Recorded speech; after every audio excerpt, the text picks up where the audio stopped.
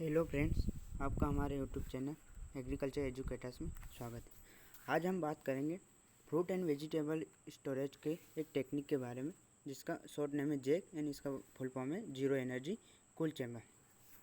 Zero energy cool chamber एक eco friendly system है, जिसे कि डॉक्टर एस के रॉय द्वारा IRI जो अपनी इंडियन एग्रीकल्चर रिसर्च इंस्टीट्यूट है कहाँ पूसा न्यू दिल्ली में, तो 1980 में इसका डिज़ाइन तैयार किया गया था। किसके द्वारा? डॉक्टर SK रॉय द्वारा। जो अपना जीरो एनर्जी कूल चैम्बर है, इसे किसी भी प्लेस पर जहाँ की रिलेटिव ह्यूमिडिटी कंपेरेटिवली लो हो, वहाँ पर प्लेस किया जा सकता है। इसे जो अपना जीरो एनर्जी कूल चैम्बर है, ये सूटेबल इन ड्राई एरियाज में मोस्ट सूटेबल रहता है। जीरो एनर्जी कूल चैम्बर का एक फीचर है कि इसका जीरो एनर्जी कूल चैम्बर का फीचर ये है कि ये 10 से 15 डिग्री सेल्सियस टेम्परेचर लो रहता है। किसके कंपेरिजन में? एम्बियंट टेम्परेचर क्या होता है दोस्तों? एम्बियंट टेम्परेचर मतलब अपने बाहर का जो टेम्परेचर रहता है उसे बोलते हैं एम्बियंट टेम्परेचर। अगर मान लो बाहर अगर 45 डिग्री टेम्परेचर है, 45 डिग्री सेल्सियस टेम्परेचर है, तो वहाँ पे 30 से 35 डिग्री सेल्सियस टेम्परेचर रहता है ना। इसके बाद 90 to 95% रिलेटिव ह्यूमिडिटी इसमें मेंटेन करके रखना पड़ता है। इसके बाद हम आगे बात करेंगे इसके स्ट्रक्चर के। स्ट्रक्चर से पहले इसका कुछ फीचर्स हम देख लेते हैं। जैसे कि दोस्तों इसके फीचर्स हम देखते हैं तो इसमें सबसे पहला पॉइंट आता है कि नो एनर्जी रिक्वायर।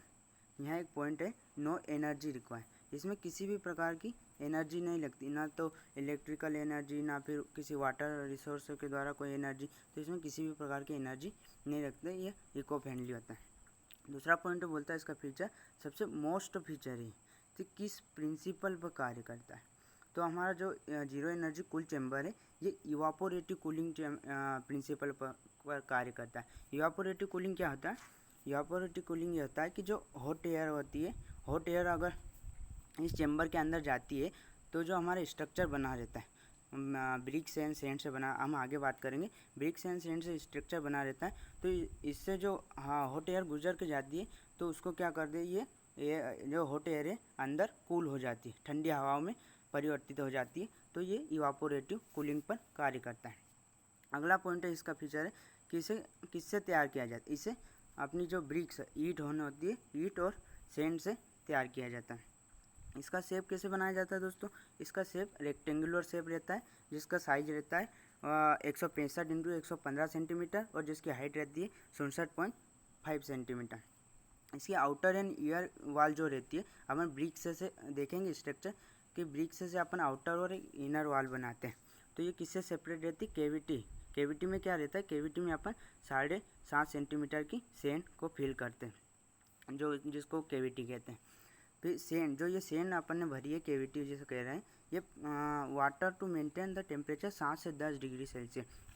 ये क्या करती है कि 7 से 10 डिग्री, इसमें सैंड में अपन पानी का छिड़काव करते रहते हैं, तो ये 7 से 10 डिग्री सेल्सियस जो अपने बाहर का वातावरण रहेगा उससे कम टेम्परेचर वहाँ रहेगा।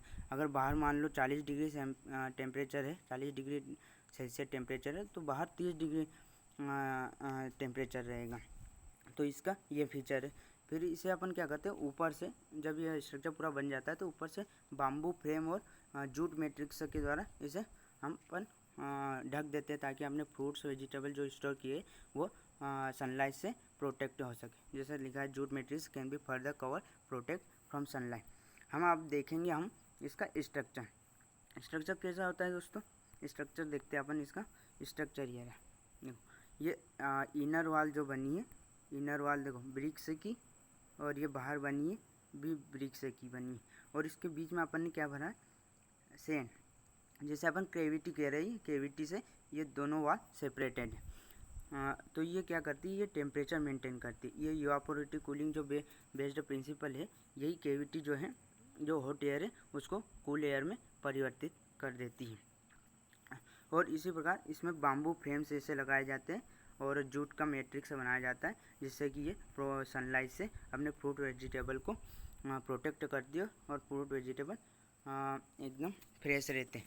और यह सबसे मतलब अच्छा टेक्निक माना जाता है और सस्ता भी है, चीप भी है। और एक फ्रेश के लिए भी मतलब इन्वायरमेंट के भी फ्रेंडली, तो इसे अच्छा टेक्निक मानी गई है।